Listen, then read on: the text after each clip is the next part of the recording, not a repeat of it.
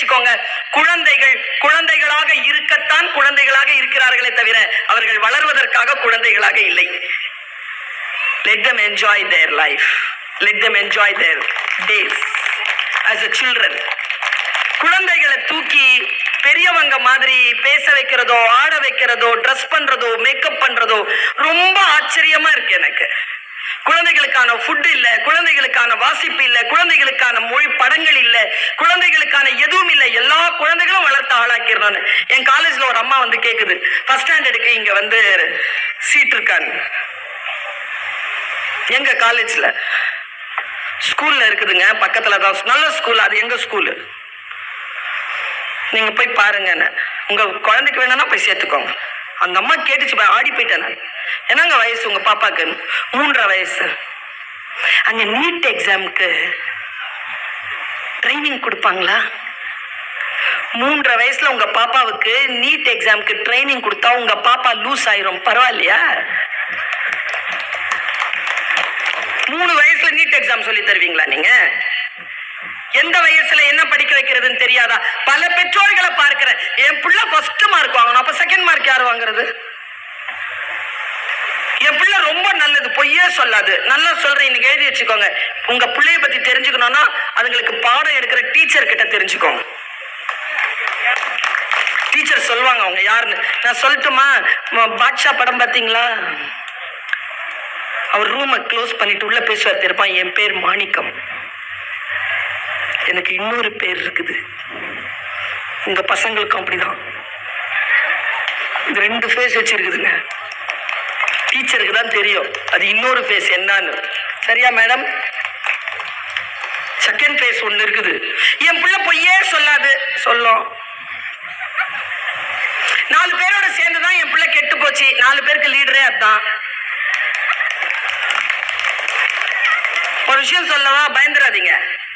இதுங்க நினைச்சிருக்குதுங்க, இது வரைக்கும் நல்லா தானே பேசிட்டு இருந்த, என்னமோ விஷத்தை கலந்துட்டு போறியேன்னு இப்ப கலங்கம் பாருங்கதுங்க.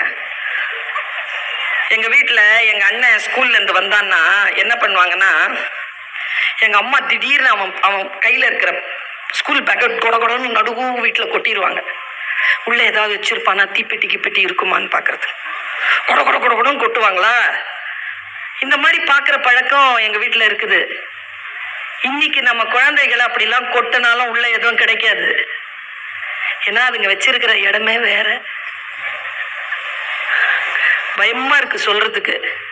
இந்த சின்ன பிள்ளைங்க எங்க தெரியுமா வச்சிருக்குதுங்க, அதுங்களுடைய மறைமுகமான விஷயங்களை, ஸ்தூலமான விஷயங்கள் அல்ல, சூட்சமமான வர்ச்சுவலான விஷயங்களை எங்க வச்சிருக்கு தெரியுமா? நம்ம மொபைல்ல வச்சிருக்குதுங்க. நம்ம மொபைலுக்குள்ள ஐக்ளவுட்ல வச்சிருக்குதுங்க மேடம்.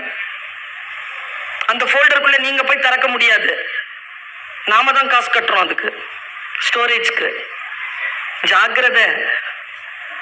குழந்தைகளை மிக ஜாக்கிரதையாகத்தான் நாம் வளர்த்தாக வேண்டி இருக்கிறது. ஏனென்றால் பிள்ளைகளுக்கு அவ்வளவு ஆப்ஷன்ஸ், அவ்வளவு வாய்ப்புகள்.